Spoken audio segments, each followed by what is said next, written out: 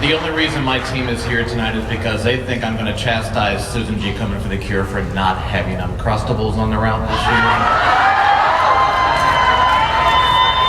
And I want you to know that's very near and dear to my heart, but I've got better things to talk about, but we'll talk about that later. There's good stuff to talk about.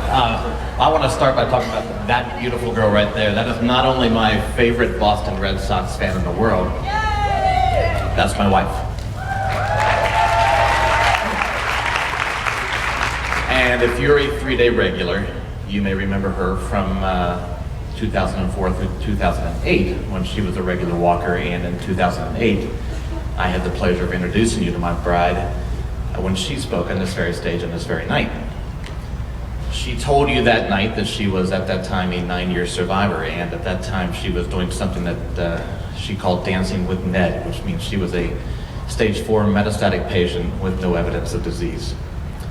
Sadly, that dance ended 10 days after she spoke to you, when we learned that she had multiple lesions to the brain. She endured whole brain radiation in early and mid-December, 10 rounds of that, and actually came into that surprisingly well, did fantastic. But in early April of 2009, it became apparent that the lesions were going to come back, and rather aggressively. And on April 21st, 2009, at exactly 5 a.m. in the morning, she squeezed my hand one final time, took her last breath, and died. She was the most extraordinary human being I've ever met. She was the love of my life. And it was such a thrill to have the front row seat for the last 5 years of her life. It was such an honor. If there is such a thing as a fortunate set of circumstances to have breast cancer, Jen had it. She had a loving family and great group of friends. And if I do say so myself, she had a damn good husband. Yeah, she did.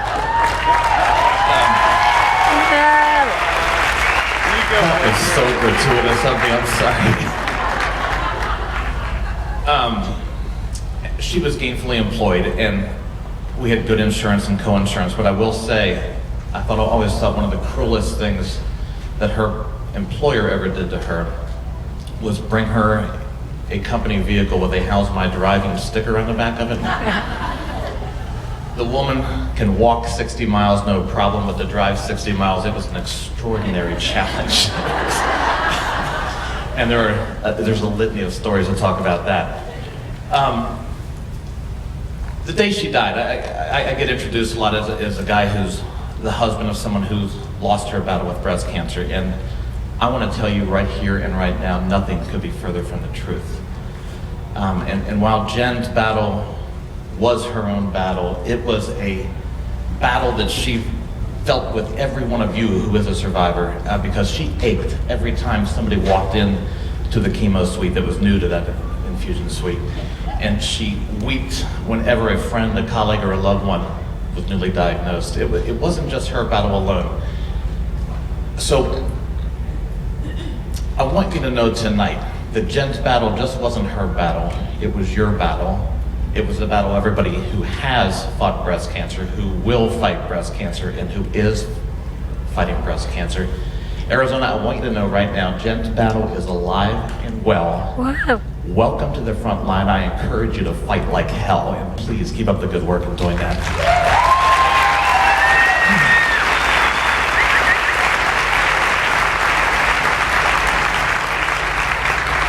And really, that's why I'm here tonight, too, to thank you for all the work you folks do, which is extraordinary. And because not everyone has a great set of circumstances in which to fight breast cancer, I'm going to have the gall tonight to ask you folks who do so much already to do more. And the question is, well, how can we do more? Well, there is a couple of things. Have you ever heard of the Race for the Cure? Here in Phoenix, it's the second Sunday of October every year, and if you're not racing into this thing, please consider doing it as an individual or as a team. It supports the local affiliate. And if you're not from Phoenix, by the way, there's an affiliate in a race near you. But it supports so many vital programs that take place right in your backyard. It's imperative that you guys get down there. And I'm ashamed to say The Team Thriver, my team, has never ever participated as a team in that event, and we will. 75% of all the money raised in that event stays right here locally. 25% goes back to national, but every program is so vitally touched by that race, and it's their biggest fundraiser of the year. Please come out and do that next year with us, please. Secondly, you can help us. I guess since they're so nice about having this party every year, you can show up next year and maybe bring more friends. I've done my best to do that. We started the team of 2 5 years ago. We became a team of 4, then a team of 6. Last year a team of 20, this year a team of 45. I don't expect you guys to do that, I really don't. Thanks. There's a reason why you shouldn't do that. First of all, these guys are a pain in the ass. But you're my pain in the ass. They do not respond to the simplest of email requests. They do give me really good stories. Yesterday, by the way, prior to the start of the event, one of my teammates, who shall remain nameless, thinking she was taking a Tylenol, took an Ambien. So, another Team Thriver first, ladies and gentlemen. We have the first person who has sleepwalked for the cure. Who is that?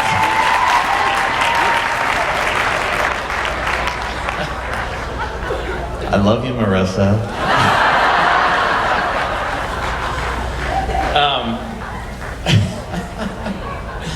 What these guys are, though, is the most imaginative and passionate group of fundraisers I have ever had the pleasure of hanging around. I tell you guys this privately, but I'll tell it to the world right now. Thank you for making my 3-day experience so great this year. Thank you.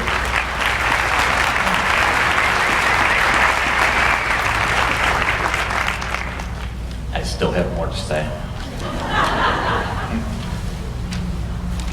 All right, how else can you do more? I serve here as something called a Community Outreach Ambassador, or a COA, and there are 125 some odd affiliates around the world, and I can tell you, regardless of where you live, your Komen affiliate needs your volunteer help. What does a COA do here? They give me a nice pink shirt, they give me a real cool Komen badge, and I go out to health fairs, speaking engagements, etc. And these things are scattered throughout the year. They, I don't know, take 2-3 hours a day. They're weekends, weekdays, weeknights. They will fit your schedule. But I can tell you right now, you change the world when you go out and see these people and educate them on breast cancer and breast health. I encourage you to do this because we really do need your help. Now, the local affiliate can be reached at www.komenphoenix.org. There's a spot on there for you to sign up for volunteers, and they will get back to you. I encourage you to do that, okay? Finally, please consider joining the Komen Advocacy for Alliance Advocacy, Komen Alliance Advocacy. Advocacy Alliance, I beg your pardon. Yeah, that's it. It's the simplest thing in the world. In a couple of clicks of a mouse, and you can really have an influence on your legislators. If there is breast cancer breast health-related legislation going through, you can sign a petition, you can have an immediate impact, and believe me, they do listen, and that takes nothing of your time. I really, really, really want to encourage you to do that. There's a local thing here right now. If you're a woman in the state of Arizona and you are diagnosed outside of the Woman Well Health Check facility, and you are diagnosed with breast cancer, you will not be treated with Medicaid dollars because you went to the wrong facility. That strikes me as wrong. It strikes our local affiliate as wrong. And if you get online at www.komenphoenix.org, you can sign that petition and help change the world in that way. These people deserve better, they really do.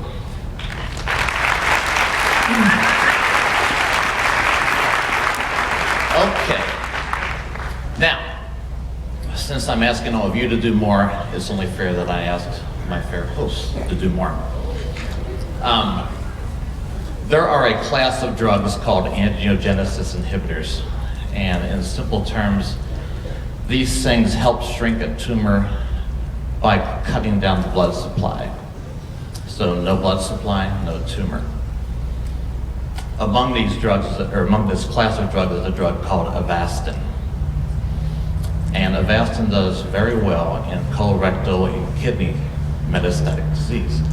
And because it's done well in those two types of cancers, the FDA fast-tracked Avastin for use in some metastatic breast cancer patients on the condition that continued studies keep going, ensuring that the drug is efficacious and safe for these patients. Those results are in, and it's not so good. And while it does stop, let me get my note here. I want to make sure I say this perfectly. It does slow progression-free survival, which means the tumor does not grow, but it does nothing to increase overall survival. So the tumor is not going to grow, the patient's not going to live any longer, and while progression-free survival might sound okay, it comes with a horrific list of side effects including hypertension, bowel perforation, and hemorrhaging.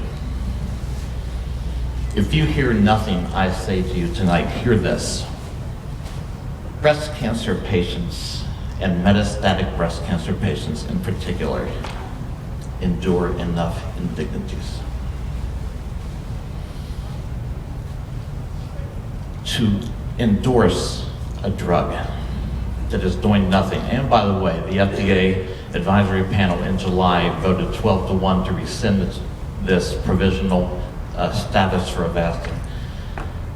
My friends at Komen are still solidly behind Avastin. To endorse this drug that gives patients nothing but false hope only adds to the list of indignities that these patients have. Susan G. Komen for the Cure, know that I love you, know that I love the work you do, but please do more. These patients deserve more. Let's stop endorsing drugs that we hope will work, and let's start getting behind some drugs we know will work.